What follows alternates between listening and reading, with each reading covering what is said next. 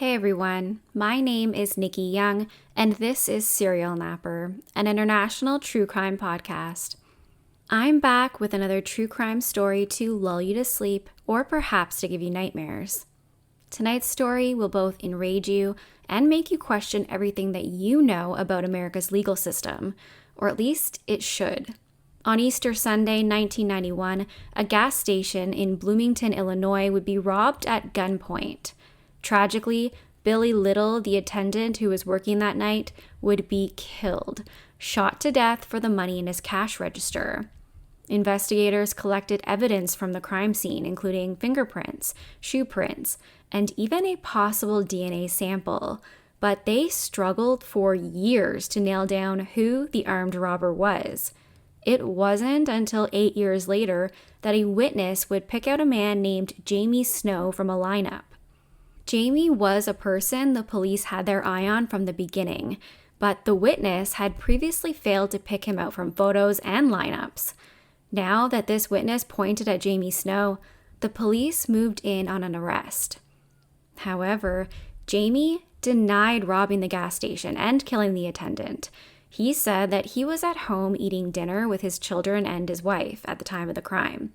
Despite Jamie having an alibi and passing a polygraph test, the police finding no evidence to connect him to the crime scene, and an eyewitness that only pointed at Jamie 8 years later, Jamie Snow would be tried and convicted.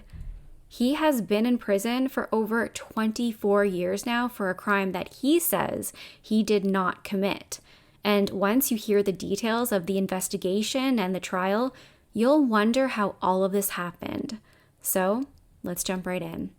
On March 31st, 1991, 18-year-old William Little, who went by Billy, was working at a gas station on Clark Street in Bloomington, Illinois.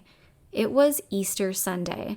It should have been a quiet day, but instead it was the last day of Billy's life. At around 8:15 p.m. that evening, someone would rob the gas station, shooting Billy and taking a total of $92 from the cash register. A life taken for under $100. Before taking his last breath, Billy would trip the silent alarm, sending the police right to the gas station. The first officer to respond was Officer Pilo of the Bloomington Police Department. When he arrived, he says that he sees a man who is filling air in his tires outside of the gas station and no one else in the vicinity. This man's name would turn out to be Danny Martinez, and he would become a key part of this investigation. When Officer Pilo enters the gas station, he finds Billy Little shot behind the register. No one else is inside, but there is a ton of evidence left behind, including bullet casings and bloody footprints, all of which would be documented by investigators. They would also pull fingerprints and find potential DNA that could be connected to the suspect. Beyond the evidence, there would be 3 eyewitnesses to come forward, including the man who had been filling air in his tires, Danny Martinez. Martinez told officers that he had just finished putting air in his tires when he heard 2 gunshots. He looked up at the gas station and he said he saw a man walking backwards out the front door. Interestingly enough, this would directly contradict the statement that was given by the first officer on scene, who said that he didn't see anyone other than Martinez at the gas station. Still, they took down his statement. Martinez claimed to have come within a few feet of this man, so he said that he saw his face and he was able to put together a sketch. He said that the man was around 5'8" tall. He had long brownish hair and facial stubble. He would later testify that he noticed the man's eyes right away, saying, quote, "His eyes was wide open, like if he was out the whole night, and I'll never forget those eyes." Martinez was not the only eyewitness to come forward with information. 14-year-old Carlos Luna lived across the street from the gas station, and he claimed to have been home with a friend looking out the window at the time of the robbery. He said that from his living room across the street, he saw a white male wearing a trench coat walking out of the gas station. Though the robbery happened in the evening and it would have been dark, Luna claimed to have seen the man's face. A third witness named Gerardo Gutierrez would later come forward to say that he was also there just before the robbery getting gas. When he went inside to pay, he saw a man talking to Billy, the gas station attendant, and his behavior made him believe that he was trying to shield his face away from being seen. He described this person as being around 6 foot tall, with a mustache and a gold earring. This man also apparently had a bloody cut across his chin, a completely different description than the one that was given by Martinez. While the gas station robbery was happening across town, Jamie Snow was enjoying dinner with his wife and kids. It was an eventful Easter Sunday with an egg hunt for the little ones, followed by a really big dinner. He would hear about the robbery on the local news, a total tragedy, but at the time, he had no idea how much that single event would dramatically change his life. About a month after the Clark Street gas station robbery where Billy Little had been killed, the police take Jamie Snow into the station for questioning. They believe that he is a suspect in another gas station robbery that had happened about a month prior to this one. And listen, it's important to note here that Jamie Snow was not a complete angel. He did have a criminal history of petty theft at the time, but there was nothing on his rap sheet to indicate that he was a violent person. Jamie would deny his involvement in either of the gas station robberies, but the police believe that they have their man. Charges in the first gas station robbery case would later be dropped, but the police were not giving up on this one. Though Jamie's fingerprints and shoe prints don't match the ones that were found at the crime scene, investigators asked Jamie to participate in a police lineup that's related to the Clark Street gas station robbery. Remember, there were 3 witnesses who claimed that they had seen the face of a man there at the time of the robbery.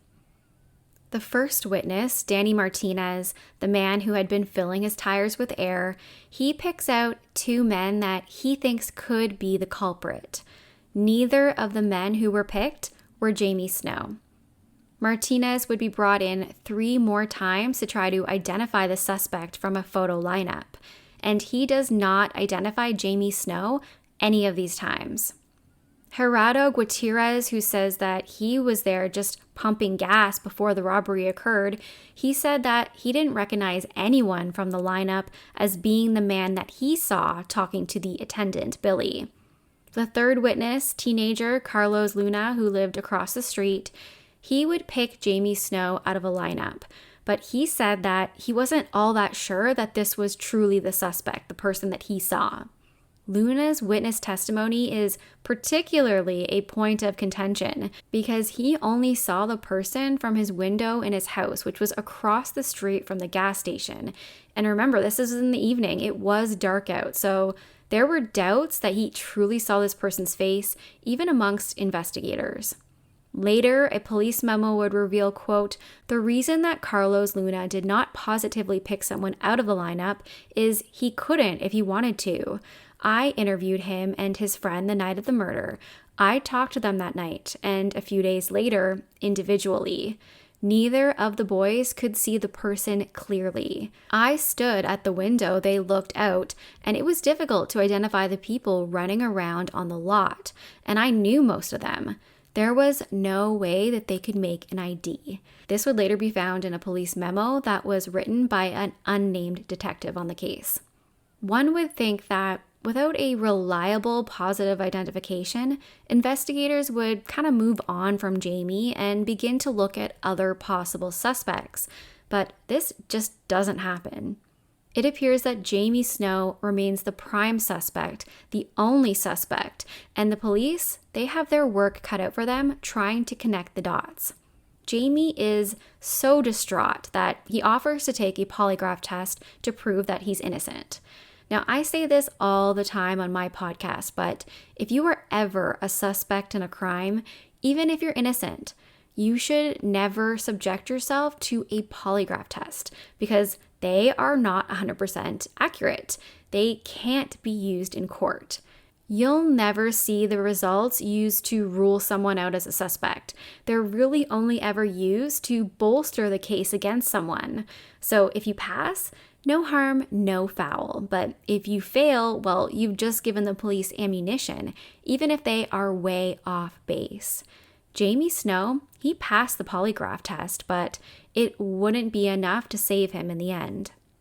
Jamie isn't arrested at that time because there really isn't anything to connect him to the Clark Street robbery other than the police believing that they have a hunch. He decides to move to Florida to get some space away from this investigation. He also starts his own tree trimming business, earning an honest living, and he tries to put the past behind him. But the past, it never stays where it is. In 1994, Jamie would be charged and plead guilty to obstruction of justice related to another crime. He would spend 2 years behind bars.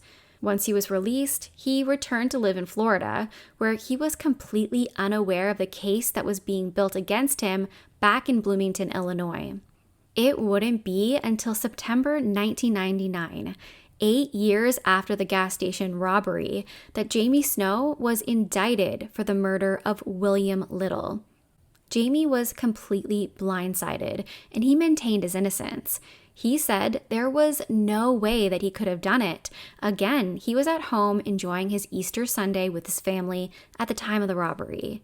But the police, they had a little something in their back pocket. A letter from a jailhouse informant who said that he knows for a fact Jamie killed Billy because Jamie bragged about it while they were serving time together. He'll tell them everything that he knows for a deal. Despite there being no actual physical evidence to connect Jamie Snow to the gas station robbery, investigators make a deal with several jailhouse informants who say that they will testify against Jamie in exchange for cash or time served. The police also bring Jamie in for one final police lineup with their star witness, Martinez, that man who was there putting air in his tires. This is the 5th time that Martinez is asked to pick out the robber out of a lineup, and it has now been 8 years that have since passed and since he has seen this person's face. This time, Martinez picks Jamie out of the lineup. To be clear, this is a man who says that he came face to face with the suspect and could never forget his eyes, yet he failed to pick out Jamie until the 5th lineup 8 years later after the crime. So do with that information what you will. Jamie's sister-in-law, Susan Claycomb, she was also arrested in connection to this crime. Police believed that she was the getaway driver during the robbery. Susan sadly had a long history with abusing drugs and alcohol. She initially couldn't remember where she was at the time of the robbery, and she would often get mixed up and confused by her own memories. Allegedly, she had told a few different people that she thought she could have been there. She may have been the getaway driver. But just as quickly and easily, she'd say that she had no memory of that at all. In the end, she completely denied any involvement, and she also denied that Jamie had anything to do with the robbery. Susan would go to trial before Jamie. The prosecution wanted to charge her for first-degree murder because they alleged she drove the getaway car that night that Billy Little was killed. They attempted to offer her a deal in exchange for a lesser sentence if she would turn on Jamie, but Susan refused. Despite the fact that she and Jamie never really got along all that well, she refused to flip on her brother-in-law. At trial, Susan would be acquitted. There wasn't enough evidence to bring about a conviction. My name is Andy Schultz. I was a juror on Jamie's co-defendant's trial. Her name was Susan Claycomb Powell, and she was the alleged getaway driver, and we acquitted her. She was Jamie's sister-in-law, and the only reason anyone can figure out why she was involved was that she had a car. Jamie didn't have a car, and she was vulnerable. And she was pregnant, and the prosecutors used her to try and get her to say that Jamie did it. And she faced first-degree murder charges, just like Jamie did. and she went through it, and we acquitted her. However, this did not stop the district attorney's office from continuing with their case against Jamie Snow. At trial, Jamie would be represented by attorneys Patrick Riley and Frank Pickle. They were assigned by the state. It's alleged that Pickle was an alcoholic with a severe gambling problem, and he would even show up to court intoxicated. Jamie wrote a letter to the judge asking for a continuance because he didn't believe his attorneys were prepared at all. It should have been ruled ineffective counsel, but instead, his request, it was denied, and his attorneys, they remained on the case. Years later, that same attorney, he would be disbarred after being accused of stealing money from one of his elderly clients. Obviously not someone that you would want fighting for your freedom, but at the time, that's all Jamie had. I spoke with Tammy Alexander, who has been working on Jamie's case for over 10 years now. Here's what she had to say. I ran across a story about his case. It was just questionable to me. So he really didn't have a lot of media or anything, positive media, I should say.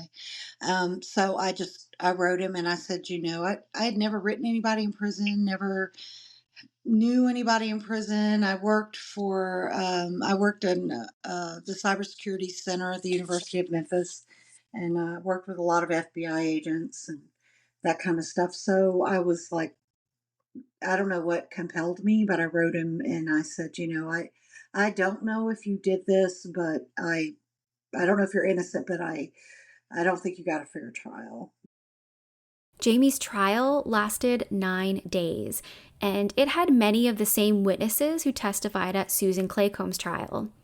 The state would call 43 witnesses, including the 3 eyewitnesses who were at or near the gas station that evening. Martinez, the air tire guy, he talked about how he saw a man leaving the gas station after hearing 2 pops. He admitted that he was initially unable to identify Jamie from the lineups, but years later he said he saw his photo in a newspaper and that he recognized him from that.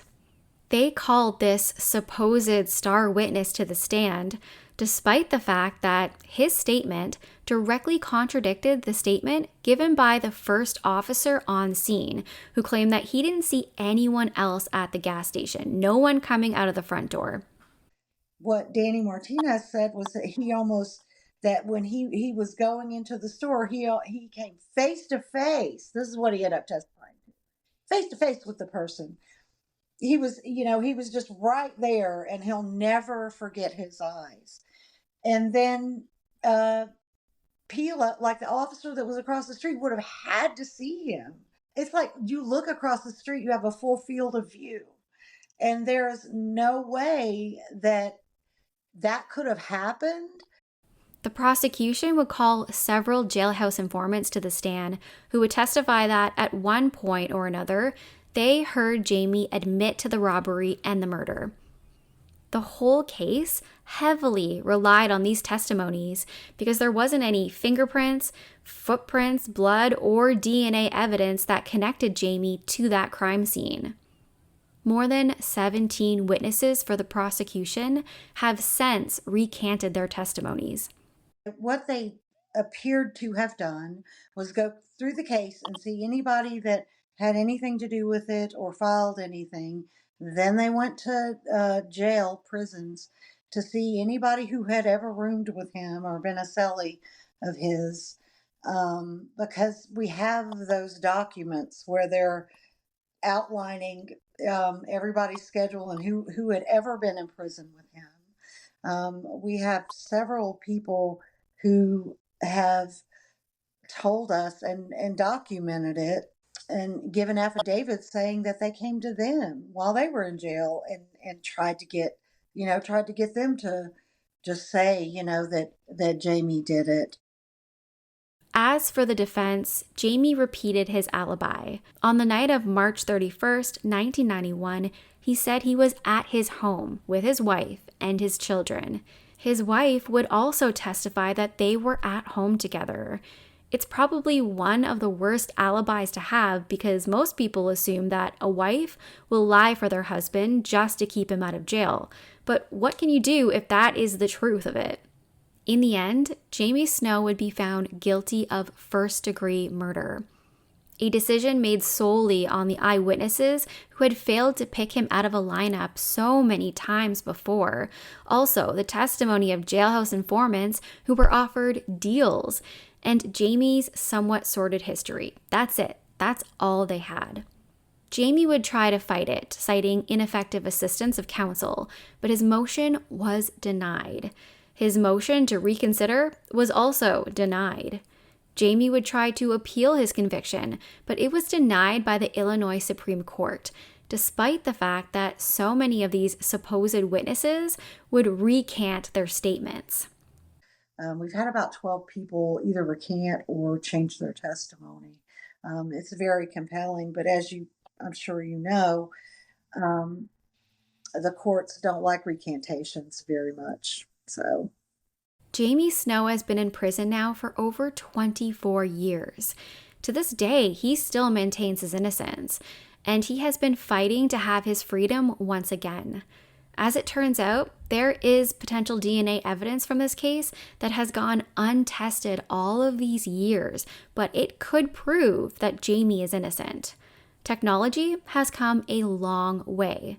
There were fingerprints lifted at the scene that didn't match Jamie that can now also be tested for DNA. There were 2 bullets recovered from the body that can be tested for DNA, but they can also be run through the FBI ballistics database to determine if the same gun has been used in any other crimes. The victim, William Little, he has never had his clothing tested for touch DNA, and there was even blood found at the scene that was never actually tested. Strangely enough, the McLean County State's Attorney's Office, they have fought DNA testing in this case, which is incredibly frustrating, despite the fact that the University of Chicago's exoneration project has agreed to pay for all of the DNA testing at no cost to the taxpayers. But in their minds, this is a closed case. The bad guy has been caught and put behind bars. But when you look at the way this has all played out, the lack of any actual physical evidence and the faulty eyewitnesses, it's really difficult to understand how one can sleep soundly at night, knowing that there very well may be an innocent man behind bars. A man who has missed the opportunity to see his children and now even his grandchildren grow up. So why don't the police want to know the truth of it? In my opinion, why they pinned it on Jamie is they had the case had gone cold. They had a couple, 3 witnesses, jailhouse witnesses, saying that he had done it, and so it was a very weak case, and they knew that in 1993. I believe that the main investigative officer in 1998 was a candidate for sheriff. We know that the judge became a judge the very next year after Jamie's trial, after his wrongful conviction. And we know that his other prosecutor was gunning for a state's attorney job. And, they were just walking the ladder. So that's why I think it was politically motivated. We believe that Jamie was truly wrongfully convicted. And what that means is the actual killer is still free. And they did such a poor job of investigation. And you can go through and see how they didn't follow up, how they just let very viable, um, violent suspects, alternative suspects, just go on a base of they didn't have an earring or a scar on their chin. Now, this is just a high-level overview of Jamie Snow's case and his journey to exoneration. But if you'd like any more information or to continue to follow Jamie's story or even to help with this cause, I highly encourage you to listen to the podcast at snowfiles.com and to visit freejamiesnow.com. you think, well, it would take a whole court to do that. No, it takes a prosecutor to do it. It takes one prosecutor. It takes one detective. That's all it takes for these wrongful convictions, and it's heartbreaking. He's lost his life. He has 6 children. His youngest son, his girlfriend was pregnant when he was arrested. He's never met him. That child is the same age as Jamie's conviction when he was arrested. His children were between the ages, I think, of 2 and 15.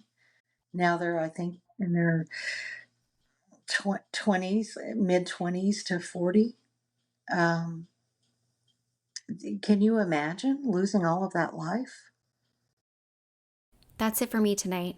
If you want to reach out, you can find me on Facebook at Serial Napper. I also have a Serial Napper true crime discussion group. It's called Serial Society, and I'll have the link in my show notes. I'd love to chat with you about all that's going on in true crime and the cases that I cover. You can find my audio on Apple or Spotify or wherever you listen to podcasts. I post all of my episodes in video format over on YouTube, so go check it out. And if you're watching on YouTube, I would love if you can give me a thumbs up and subscribe. Every little bit helps. I'm over on X, formerly known as Twitter, at serial_napper, and I post things on TikTok, Serial Napper Nick, and that's all one word. Until next time, sweet dreams, stay kind, especially in the comments. Bye.